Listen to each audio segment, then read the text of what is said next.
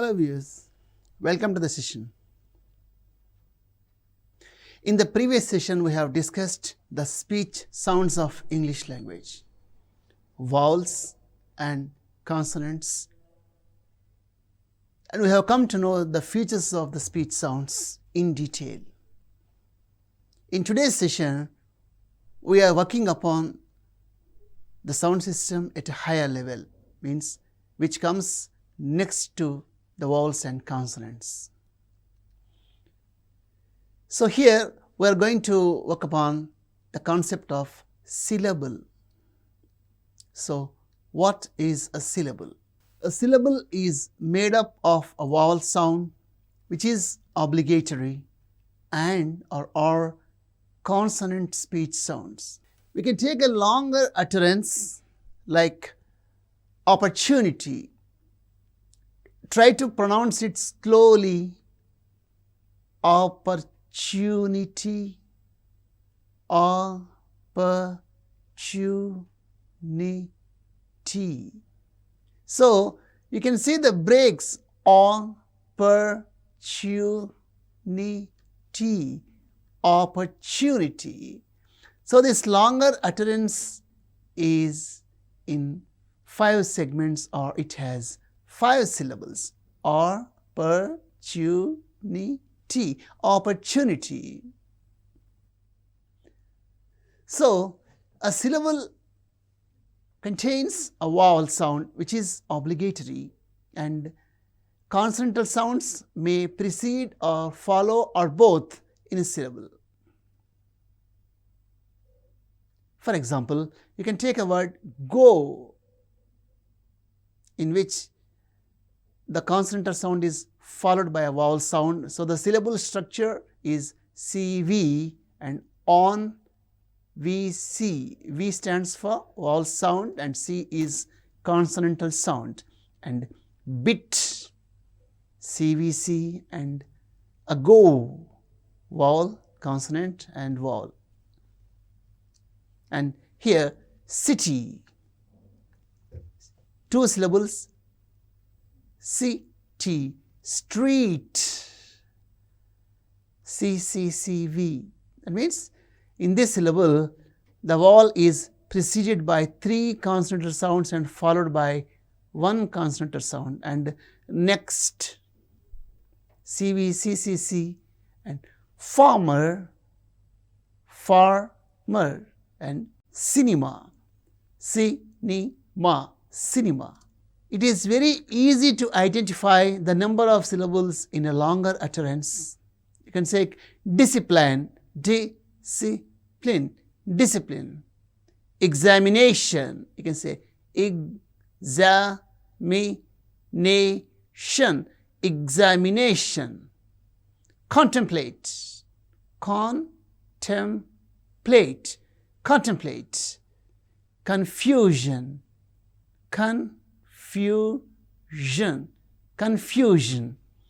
And most of the Indian languages are syllable timed languages. That means all the syllables are equally prominent in Indian languages.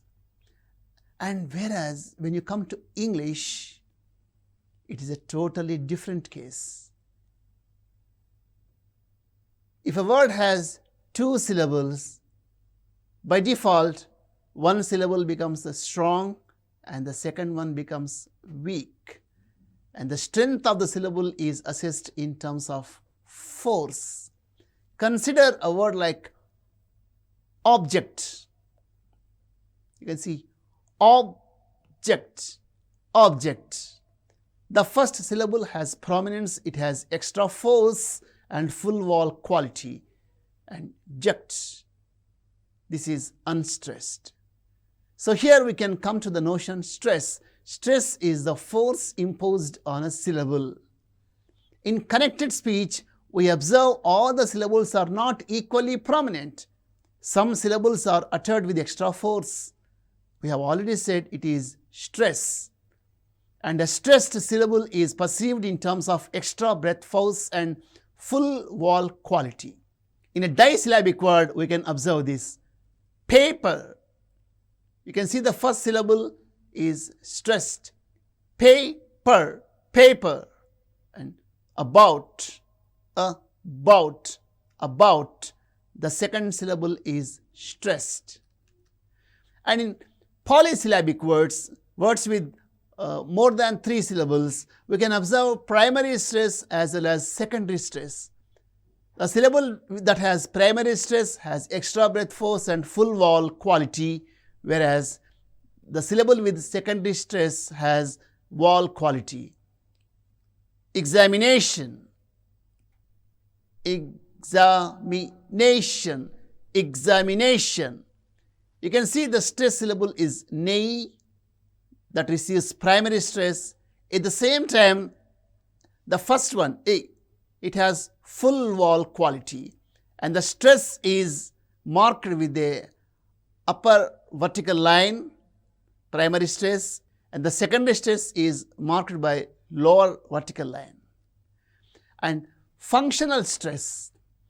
There are a number of disyllabic words in English in which word stress depends on their function. That means, and when they function as verbs, the stress is on the second syllable. Consider the examples. Absent, absent.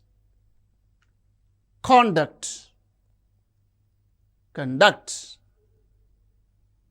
Desert, desert. Object, object. Permit, permit. Produce, produce. So this is an example for functional stress. We can see the stress is on the first syllable when the word is used as noun or adjective, and the stress is on the second syllable when the word functions as a verb. And stress is in compound words. A compound word is made of 2 or more root words. For example, blackboard, tablecloth, cardboard, footprint, hairbrush. Mostly the first element in the compound word receives the primary stress. You know, blackbird, the first element black receives the primary stress, and cardboard, footprint, hairbrush. Consider these examples. Myself, herself, himself, themselves, however, wherever, whenever, and whoever. And these words, mountaineer, engineer. So words that end with the suffix near receives stress on the suffix itself. Mountaineer, engineer, payee, refugee. There are some derivational suffixes in English language that cause stress shift. We all know that there are some derivational suffixes that cause stress shift. And sometimes these suffixes determine the place of stress. The words end with shun, T-I-O-N or S-I-O-N, have stress on the penultimate syllable, like examination, complication, determination. And words that end with the suffix ty that are stress on the antepenultimate syllable. Ability, compatibility, possibility. And here you can see the example: diplomat, diplomacy, diplomatic. Photograph, photographer, photographic. Politics, political, politician. So, stress in words is not fixed. In most cases, derivational suffixes affect the stress. And sometimes stress determines the meaning in connected speech. For example, we can utter a sentence and we can give different meanings by applying stress on a particular syllable. For example, John is coming tomorrow. It is a normal statement. John is coming tomorrow. If you change it, John is coming tomorrow, he is not going. And if we say, John is coming tomorrow, not Mary. So, the place, the location of the stress affects the meaning also. And connected speech refers to the string of words in an utterance. The occurrence of stressed and unstressed syllables at regular intervals make the rhythm of speech. Consider these examples. Meet me at 10. I want you to go. 5 5s are 25. Take the dog for a walk. Turn to your left. And the other aspect of speech is intonation. Stress, rhythm and intonation are suprasegmental features because they are imposed or superimposed on the syllables beyond the speech level, speech sound level. So, we call them suprasegmental features, and sometimes stress affects the meaning, as we have already said, in sentences, and intonation refers to voice modulation. It refers to the variation of the pitch. So, if you keep saying a word continuously, what happens? For example, take a word like pen.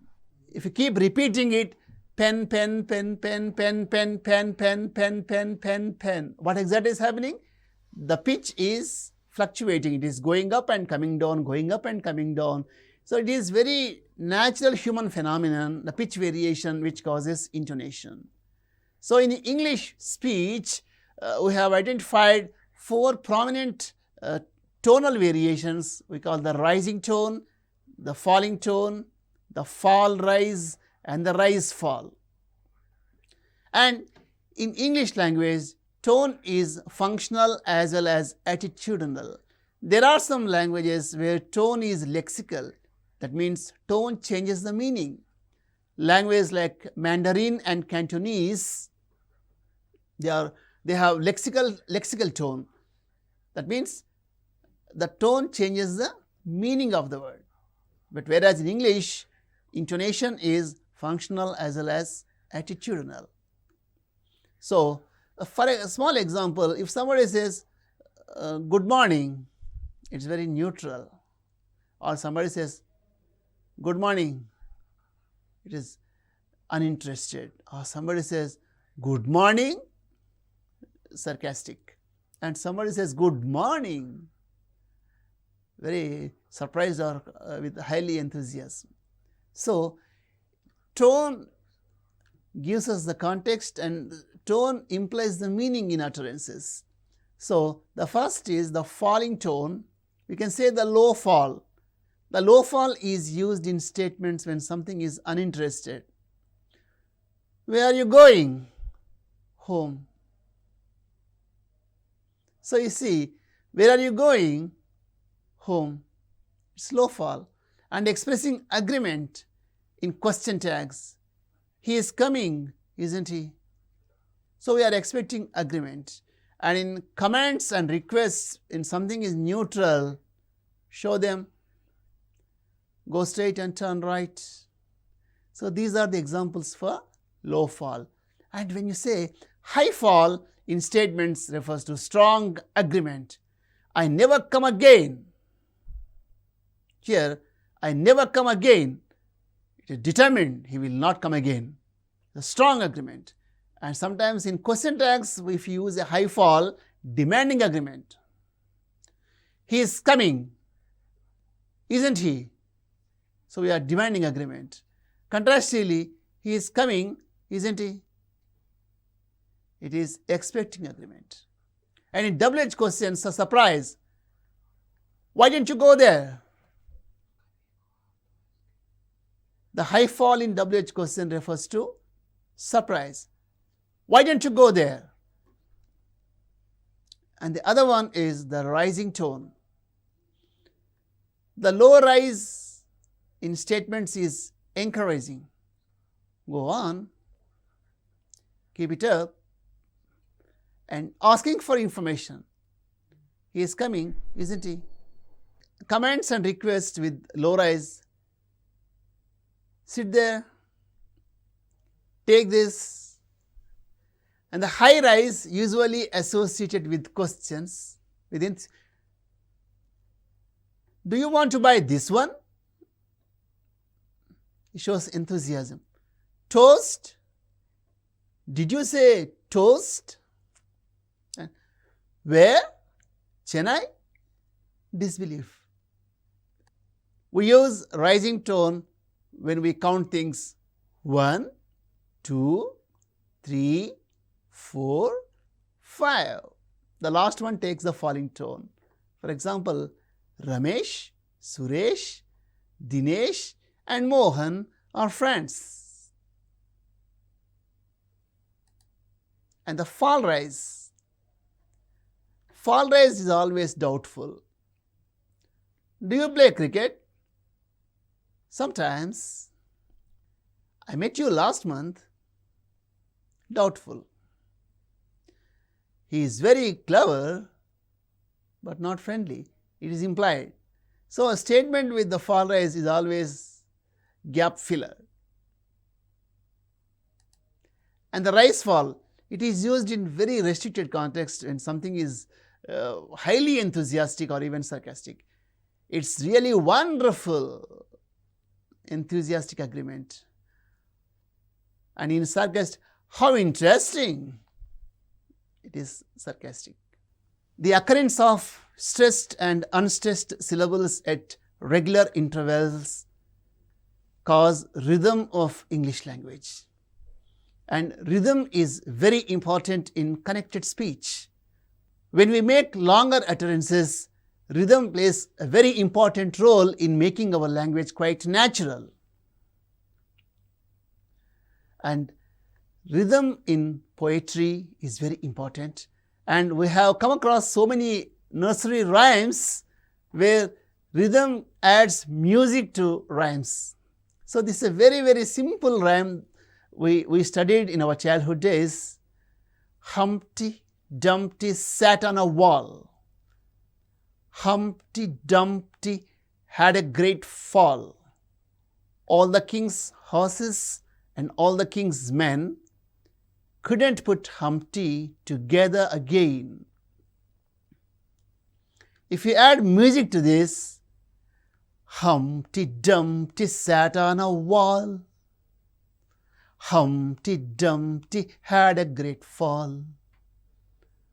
All the king's horses and all the king's men couldn't put Humpty together again.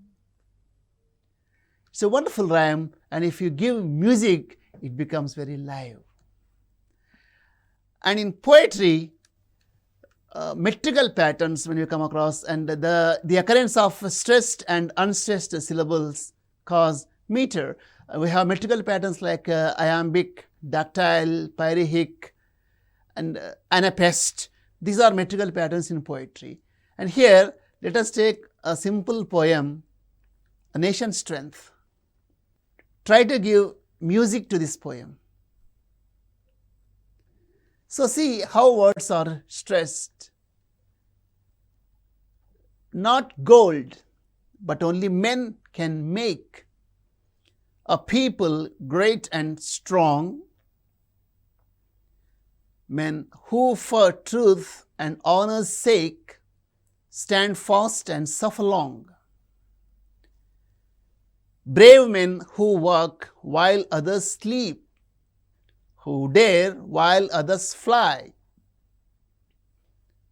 They build a nation's pillars deep and lift them to the sky.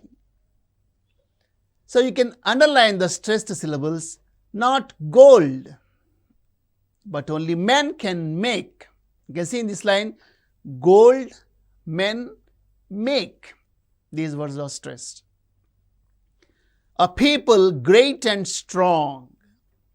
People great and strong are stressed. Men who for truth and honor's sake. Men, truth, honor, sake. These are stressed. Stand fast and suffer long. Stand fast, suffer long. These words are stressed. Brave men who work while others sleep. Brave men who work while others sleep. These words are stressed. Who dare while others fly. Dare and fly. They build a nation's pillars deep. They build nation pillars deep and lift them to the sky. Lift them to the sky. These words are stressed. And you can give music to this poem. A Nation's Strength is a wonderful poem that you find in Class 6 English Reader. So, where we can add music, not gold, but only men can make a people great and strong. Men who for truth and honor's sake stand fast and suffer long. Brave men who work while others sleep. Who dare while others fly. They build a nation's pillars deep and lift them to the sky. So dear viewers, in this session we have worked upon the elements of speech sounds at a higher level. Syllable. We have come to know that a syllable is the unit next to the speech sounds, and a syllable is made of vowel element which is compulsory or obligatory, and consonant sounds, they are optional. And you can identify the number of syllables in an utterance just by pronouncing it slowly, and we can identify how we can break the word, and each unit functions as a syllable. And next is, English is a stress-timed language. That means in English language, stress occurs at regular intervals. Unlike Indian languages, most of the Indian languages are syllable-timed languages. That means all syllables are equally prominent. But in English, stress plays an important role in giving rhythm to the language. And in words with more than one syllable, if one syllable is stressed, the adjacent next syllable becomes weak. The stressed syllable is realized in terms of breath force and vowel quality. So in unstressed syllable, there is no breath force, and sometimes the vowel is reduced. Next, we have worked with intonation. Intonation refers to pitch variation, and we have worked upon the levels of intonation: the rising tone with low rise and high rise, the falling tone, the low fall and high fall, the fall rise and rise fall, and the rhythm in English poetry that gives the metrical patterns of poems. And intonation is sometimes attitudinal, sometimes enthusiastic, sarcastic, emotional, and sometimes we demand agreement using a particular tone. And stress and intonation in poetry gives music. Dear viewers, in the series of programs, we have worked with the phonetics of English language. In the first session, we have worked with the speech sounds, the consonants and vowels, and the distribution of consonants and vowels in words, and how these sounds occur word initial, medial, and word final position. And we have worked with many examples of vowels and consonant or speech sounds. And in this session, we have worked with the notion of syllable. For the syllable, the nucleus or the key element is the vowel. and the consonantal sounds may either or precede or follow or both the vowel sound in a syllable. And stress, the use of stress is very important, and sometimes the stress is fixed. Stress is determined by the suffixes, stress is determined by the function of the word, and in connected speech, stress plays a major role.